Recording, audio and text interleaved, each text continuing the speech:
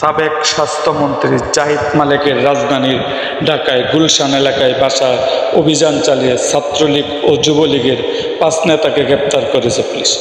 শুক্রবার রাতে মানিকগঞ্জ সদর থানায় পুলিশের চালানো অভিযানে তাদের গ্রেপ্তার করা হলেও শনিবার রাত ৮টার দিকে তাদের থানায় হাজির করা হয়।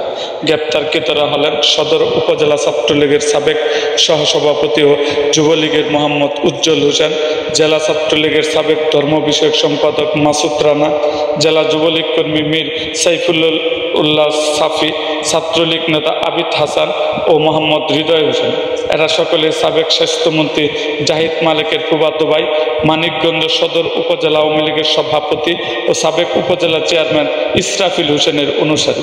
মানিকগঞ্জ সদর থানার ওসি SM আমানুল্লাহ রাত 12টার দিকে এ তথ্য নিশ্চিত করে তিনি বলেন, চিত্রশিল্পী মানবেন্দ্র ঘোষের বাড়িতে অগ্নিকাণ্ডের ঘটনায় দায়েরকৃত মামলায় তাদেরকে গ্রেপ্তার করা হয়েছে। আইনি প্রক্রিয়া শেষে তাদেরকে আদালতে প্রেরণ করা হবে।